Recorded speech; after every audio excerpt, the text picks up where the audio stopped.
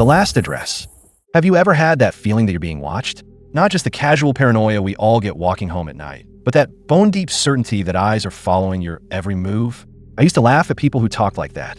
Now I check over my shoulder every few seconds, even in broad daylight. It all started 3 weeks ago. I just moved to New York and picked up a gig with QuickBite, one of those food delivery apps. The money wasn't great, but it paid the rent while I figured out my next move. Most nights were the same. College kids ordering pizza at 2 a.m., drunk Wall Street types wanting gourmet burgers, the occasional all-night coder needing caffeine and sugar. Nothing out of the ordinary. Until that Tuesday night. It was pouring rain, the kind that soaks through your clothes in seconds. Most drivers had called it quits, but I needed the cash, so I kept going.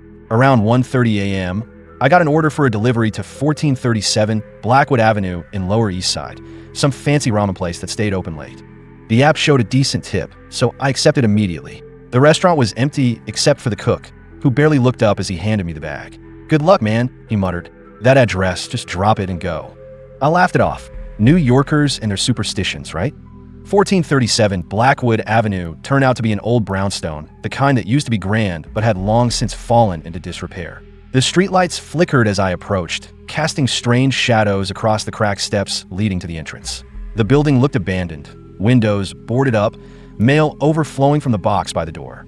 But one window on the 3rd floor glowed with a faint blue light. I double-checked the address on my phone. Yep, this was it. I rang the bell, expecting nothing. To my surprise, it buzzed back almost immediately, followed by a static-filled voice through the intercom. "4th floor, apartment 5D. Come up." Something felt off, but it was raining, I was soaked, and the tip was good. I pushed open the heavy door and stepped inside. The hallway was pitch black, save for the glow of my phone screen. The elevator had an out-of-order sign hanging from rusted chains, so I took the stairs.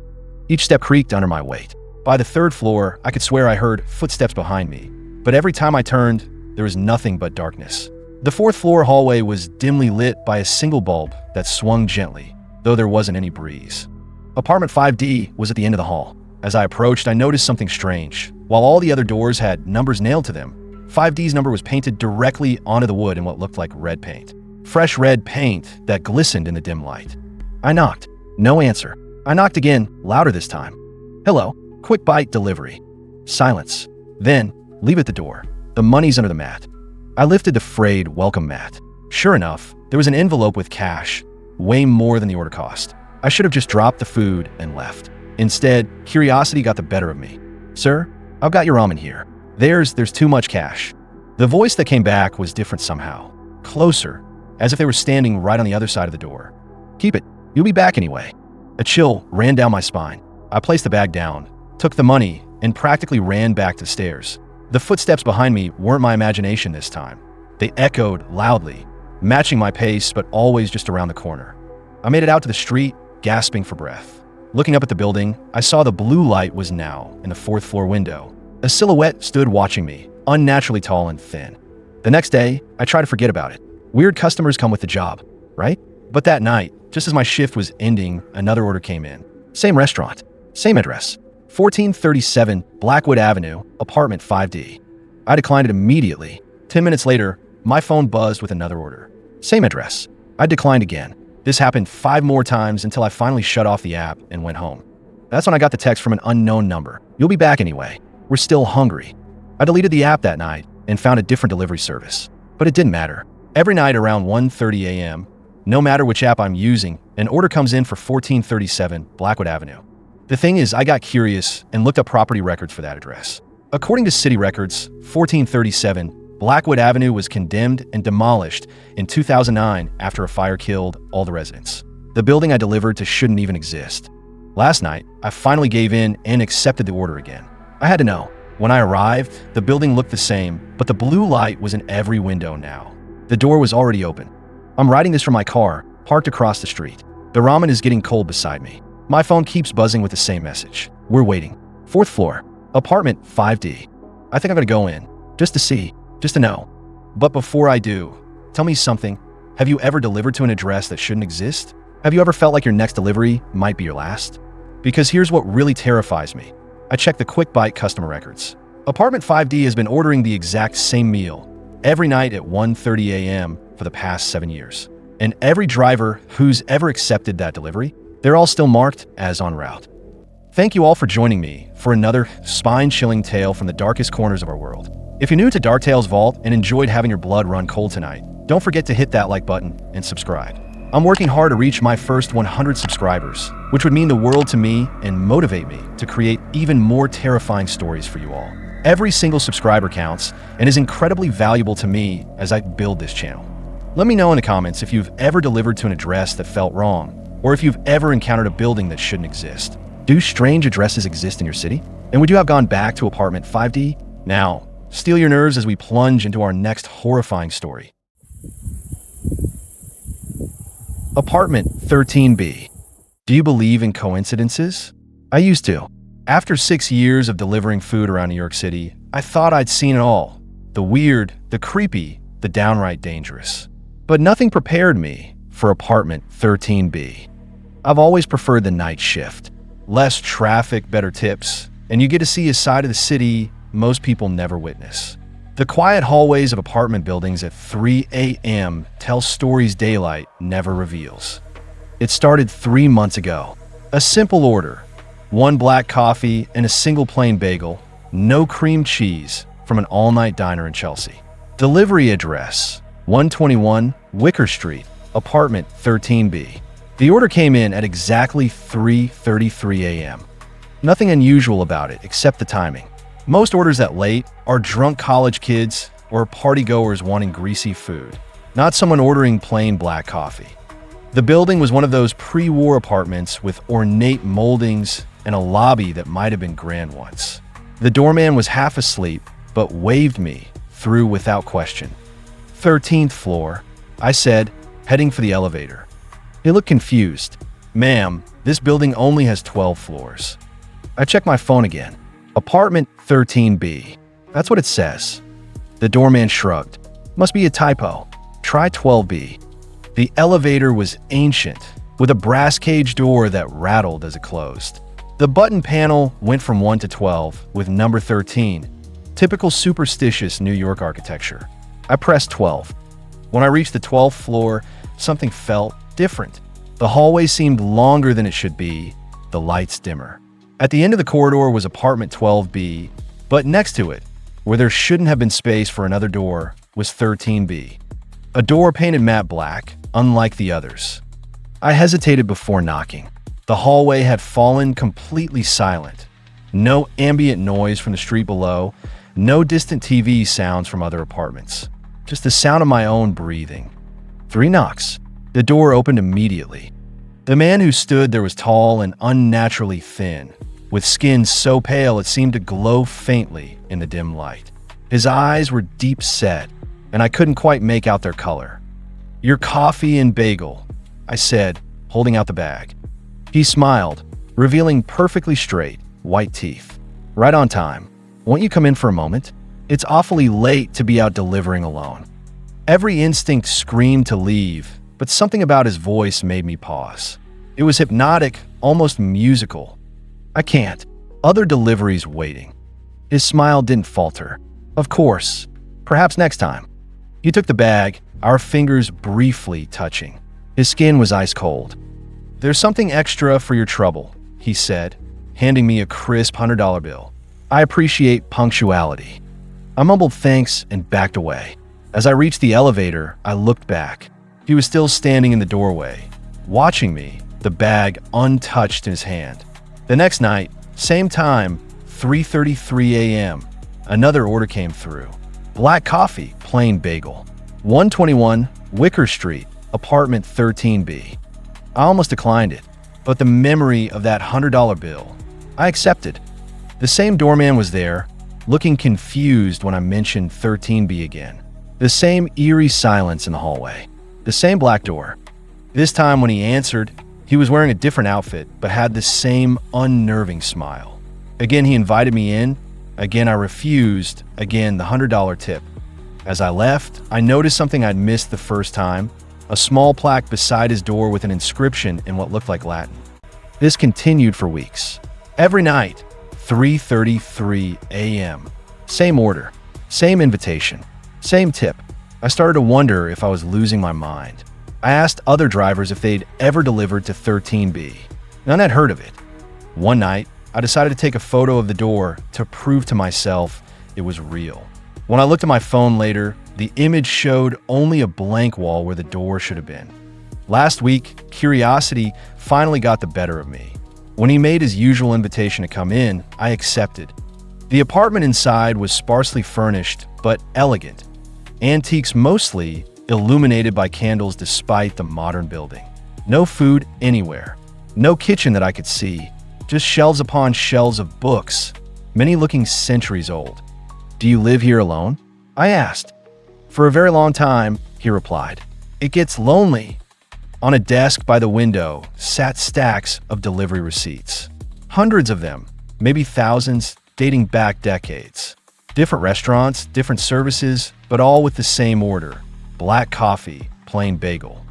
"You must really like bagels," I joked nervously. His laugh was hollow. "I never eat them, or the coffee." "Then why order them every night?" He moved closer, and for the first time, I clearly saw his eyes. They were the palest blue, almost white. "It's not about the food," he said softly. "It's about the company." On the wall behind him hung portraits, dozens of them, spanning what looked like centuries based on the clothing styles.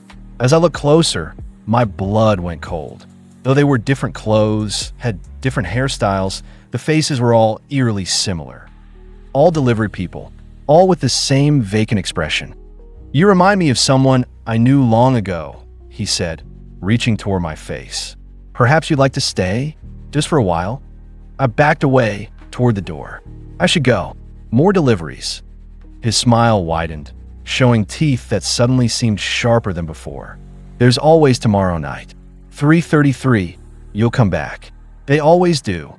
I ran, deleted the app, changed my phone number, moved to a different neighborhood. But here's the thing that keeps me awake at night. Every evening at exactly 3:33 a.m., my new phone, the one nobody has a number for, receives a text message from an unknown sender. Just an address, 121 Wicker Street, apartment 13B. And sometimes, when I'm halfway between sleeping and waking, I could swear I hear a knock at my door. 3 times, always at 3:33 a.m. So let me ask you something. If you were me, would you answer? Would you go back? Because I'm afraid that one night, I might not have a choice. There's a black door waiting for me, and behind it, a collection of portraits with one empty space left. Voices in headphones. Ever hear voices in your head? Not the metaphorical kind. I mean actual voices, whispering things only you can hear. Most people would call that crazy. 3 weeks ago, I would have agreed with them. Now, I'm not so sure what's real anymore. I moved to New York City last month. Classic story, small town kid with big dreams, barely making rent in a shoebox apartment in Brooklyn. I picked up a gig with Speed Eats, one of those food delivery apps, working the night shift. The pay was decent, especially after midnight when most drivers called it quits. My first 2 weeks were uneventful. Then I got these new wireless earbuds. Nothing fancy, just a cheap pair to listen to podcasts during deliveries. That's when the voices started. It was subtle at first. I'd be riding my bike through Manhattan at 2 a.m., GPS guiding me to some high-rise, when I'd hear what sounded like static. Then words, barely audible. "Not that way. Danger ahead." I nearly crashed into a taxi the first time it happened. I checked my phone, thinking it was some glitch in my navigation app. Nothing unusual. Must have been my imagination, right? The next night, another delivery, another whisper. "Take the next left. Shortcut." Against my better judgment, I followed the instruction. The voice was right. It cut 5 minutes off my route. Coincidence, I told myself. But the voices became clearer, more frequent. They were always right about traffic jams, closed streets, which elevators in apartment buildings worked faster. They knew things my app couldn't possibly know. Avoid West 43rd tonight. Bad accident coming. I checked the news the next morning. A multi-car pileup on West 43rd, exactly where I would have been. I started to rely on these mysterious navigators. My delivery times improved, my tips increased. I reasoned that maybe the earbuds were picking up some advanced traffic monitoring system or tapping into police frequencies. Anything but the obvious explanation. Then A week ago, an order came in from the Upper East Side. Fancy sushi place, delivering to an address near Central Park. As I approached the park, the voices became frantic. Turn around. Not safe. Wrong place. I ignored them.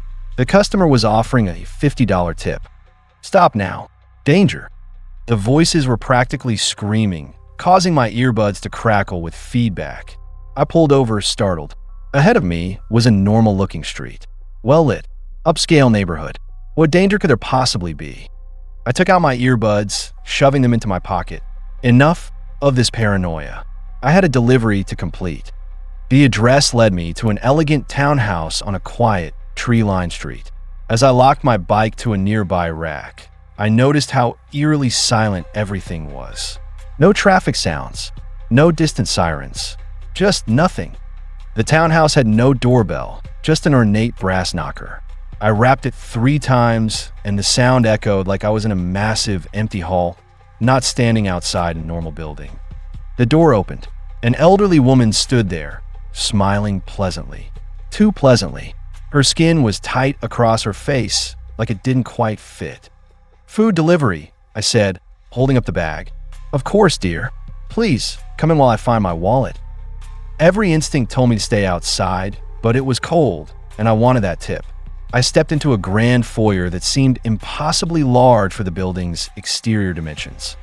The door closed behind me with a heavy thud. The woman was gone.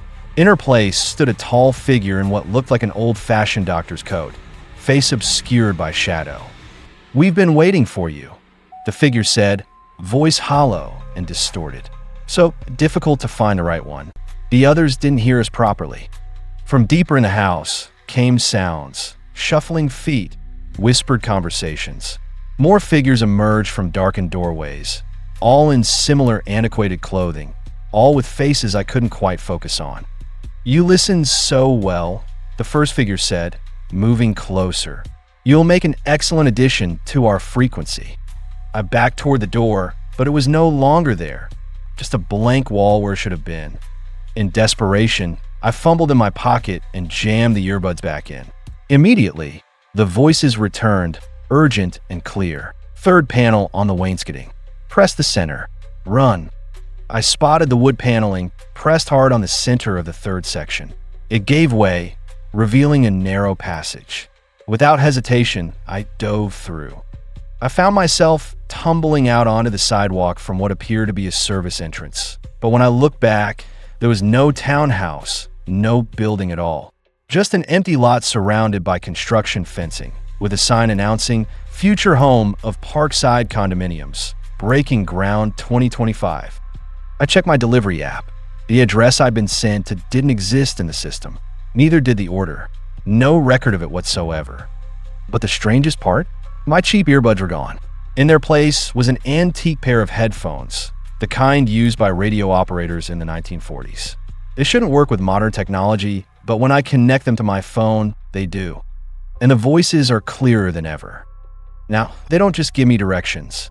They warn me about specific people, specific buildings, places that look normal to everyone else, but apparently aren't. "We were like you once," they told me last night. Deliverers, messengers. We heard the calls. We answered. Some of us escaped. Many didn't. I tried to throw the headphones away 3 times. Each time, they're back in my pocket within hours. Yesterday, I got a new delivery request. The address was familiar, the empty lot where the townhouse had been. The customer name was blank. The order, "Come join us. We need more voices." I declined it, of course, but the request keeps coming back, over and over. The voices in my headphones are getting desperate. Don't accept. Don't go back. They're expanding their network, finding new frequencies, new listeners. But here's what terrifies me most. Last night, for the first time, I heard a new voice among the chorus in my headphones. She was taking an order at the same sushi restaurant I had picked up from. She mentioned Speed Eats.